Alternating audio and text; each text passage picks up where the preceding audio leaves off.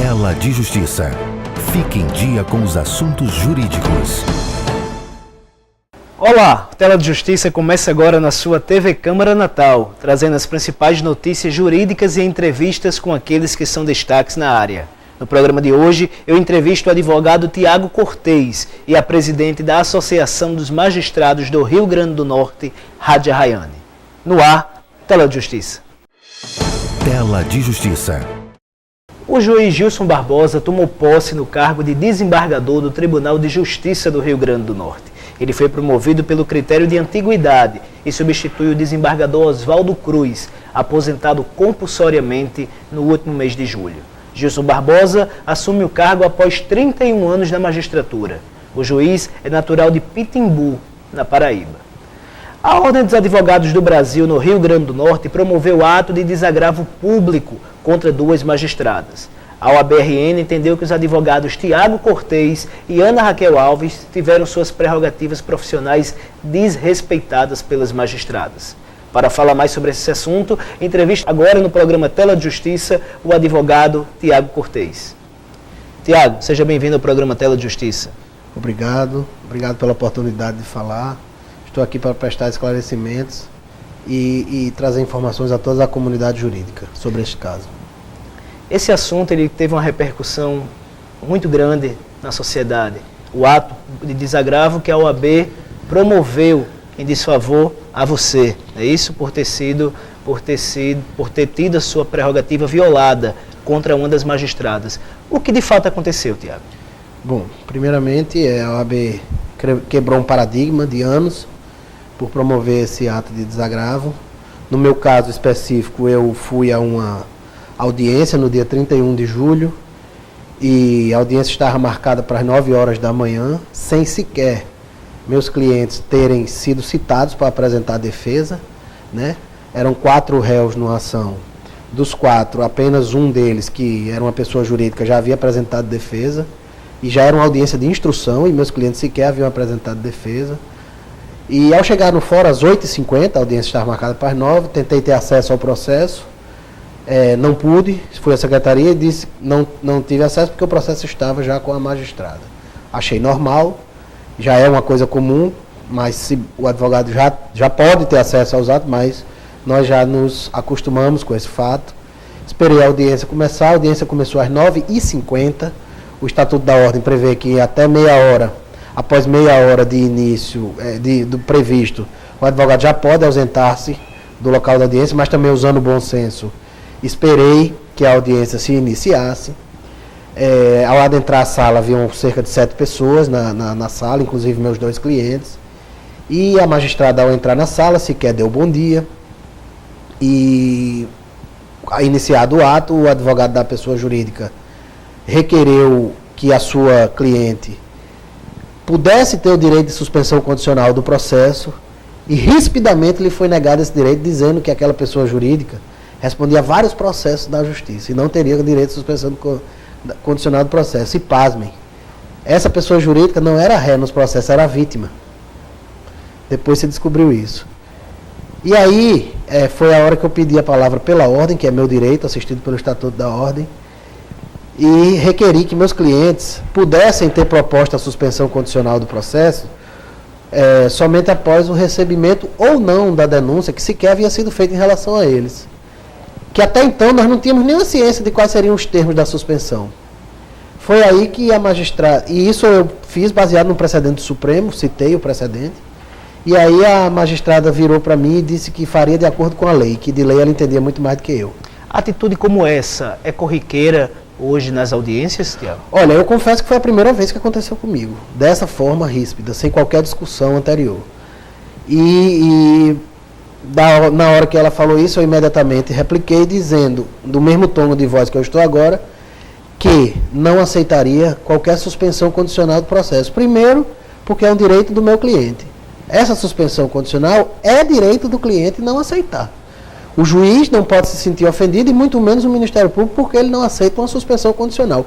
Principalmente se eu tiver convicção que meus clientes não cometeram nenhum crime. Então, eu adiantei, já havia escrito isso no habeas corpus impetrado há 2 dias antes da audiência, e que eles não aceitariam nenhuma suspensão condicional porque além de ter convicção de que eles não cometeram nenhum crime, eu não aceitaria nenhuma imposição e nenhuma exceção de caráter penal para meus clientes num fato que eles não sequer contribuíram. Então foi o momento em que ela começou a bater fortemente na mesa, gritar, mandar eu me calar, mandou chamar a segurança do fórum para me retirar da sala, né? E eu estranhei aquela atitude, continuei dizendo que não estava falando alto, e aí esperei ela terminar de gritar e perguntei se ela ainda permitiria que eu falasse. Foi quando ela, ainda gritando, disse que não queria mais ouvir a minha voz. E aí eu decidi me levantar, chamei meus 2 clientes e saí da audiência. E aí foi a surpresa maior. Ela disse que se eu me levantasse, ela constaria no termo que eu abandonei o processo. Antes, ela tinha chamado a segurança para eu sair da sala, e agora ela constaria no termo que eu abandonaria o processo. Altamente contraditório. Mas me levantei, liguei para o presidente da OAB, liguei para um conselheiro, o presidente da CARNE, Dr. Paulo Coutinho, liguei para o Dr. Sérgio Freire, registrei no Twitter às 9h58, ou seja, é a prova de que a audiência realmente começou atrasada. As testemunhas, eram 12 testemunhas que estavam lá do lado de fora esperando para depor, todas assustadas. Um segurança do fórum chegou realmente lá fora, foi muito educado, sequer me abordou. Esperei cerca de meia hora do lado de fora da audiência para ver se chegava alguém da comissão de prerrogativas. Infelizmente todos estavam fisicamente distantes. E depois me desloquei até meu escritório para fazer uma representação de desagravo na OAB, porque achei isso um absurdo, continuo achando, continuo sendo provocado no processo após esse fato. E quantas vezes eu me senti ofendido nas minhas prerrogativas, eu vou fazer. Os magistrados não viram com bons olhos essa medida da OAB. Era necessária? Olha, eu acredito que os magistrados sequer leram a representação que eu fiz. Basta ler a ata de audiência para ver a versão que os magistrados tanto dizem que a juíza não foi ouvida. Na ata de audiência, a juíza omite essa discussão. A juíza escreve na ata de audiência que eu saí bradando que não aceitaria a suspensão condicional, e escreve me adjetivando que eu me evadi da audiência. Ela escreve e assina isso. Ou seja, como se eu fosse um fugitivo de uma penitenciária. E também, pelas costas, me aplica uma multa de 10 salários mínimos por abandono de processo. Ora, fazia 10 minutos que eu tinha juntado procuração para praticar atos no processo. Que abandono é esse? Isso é um ato de extrema covardia. Então foi por isso que eu fiz a representação, estou entrando com recurso, mandado de segurança para revogar essa multa, absolutamente incabível. Essa multa não existe, os magistrados não tomaram esse cuidado, né, de ver isso, e bastava ler a ata. Quem cerceou meu direito de defesa, quem não me ouviu, foi a juíza. E eu gostaria também de saber da Amarne, que está no seu direito de defender os seus associados, eu concordo com a Amarne, por que não coloca a versão da juíza? Por que não publiciza a versão da juíza? Só faz dizer que ela não foi ouvida. Que palavra áspera eu troquei com ela? Só faz dizer que eu troquei palavra áspera. Qual foi a palavra que eu usei? Diga. Torne público. Que palavra foi a que eu usei? Eu estou aguardando. Eu, inclusive, estou pronto para o debate. A advocacia, doutor Tiago Cortes, está unida nesse ato de desagravo? Olha, sem dúvida nenhuma, o ato... primeiro, o presidente, eu gostaria aqui de registrar esse fato, surpreendeu na eficácia e na atitude de levar ao Conselho Estadual esse caso.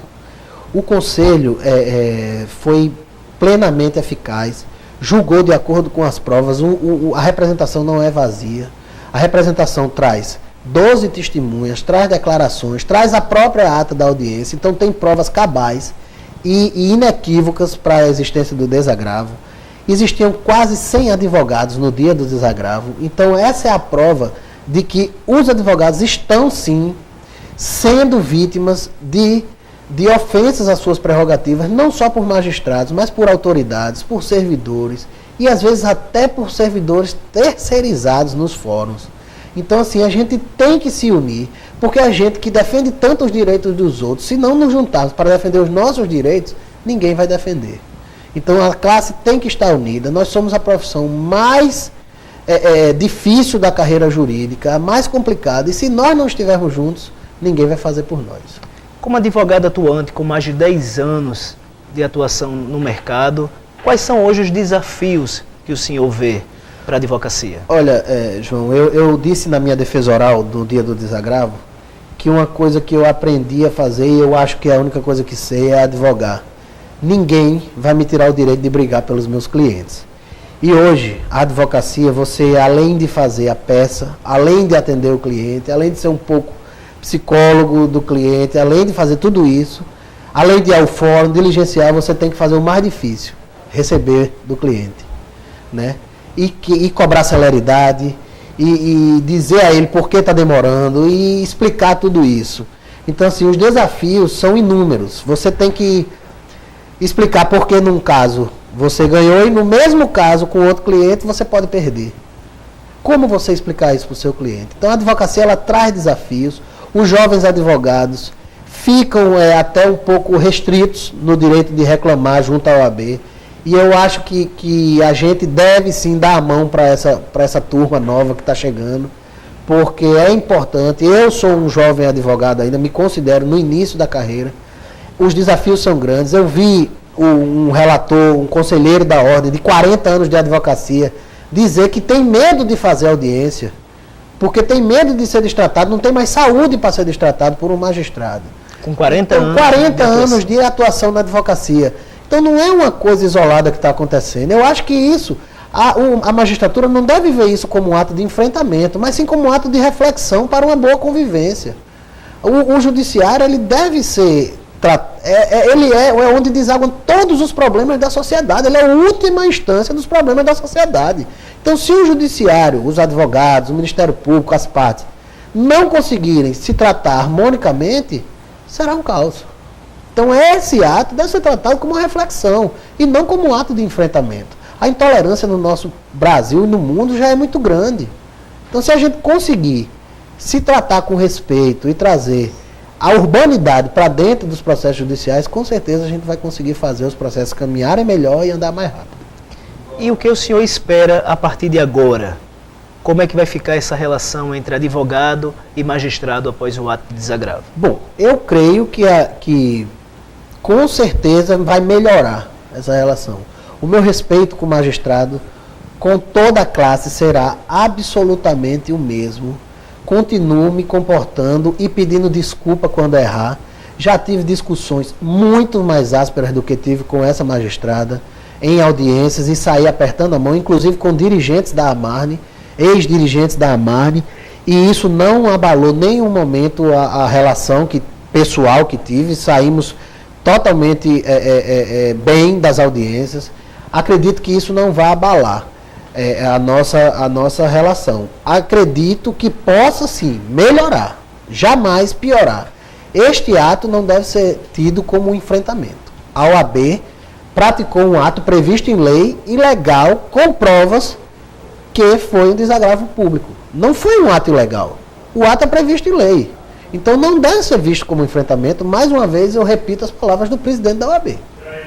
É o que esperamos então, que a relação ela possa continuar pacífica e harmônica para a melhoria da prestação jurisdicional. Sem dúvida é o que esperam todas as partes e a sociedade que procura o judiciário.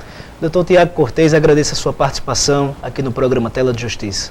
Eu lhe agradeço a oportunidade e digo que sempre estarei à disposição para prestar qualquer esclarecimento sobre este e outros casos. A Ordem dos Advogados do Brasil no Rio Grande do Norte vai entregar ao governo o projeto de lei que estabelece o piso salarial do advogado no Estado. De acordo com a proposta da OAB-RN, o piso salarial será de R$ 1.300 para jornada de trabalho de 4 horas diárias ou 20 semanais e de R$ 2.600 em caso de dedicação exclusiva com jornada de até 8 horas diárias ou 40 semanais. A OAB-RN diz que o piso salarial foi estabelecido com base nos valores adotados em outros estados. O projeto de lei precisa primeiro ser analisado pelo Executivo, para em seguida ser submetido para aprovação da Assembleia Legislativa. No próximo bloco, eu vou conversar com a presidente da Associação dos Magistrados do Rio Grande do Norte, Rádia Rayane. Aguarde, o Tela de Justiça volta já. Tela de Justiça.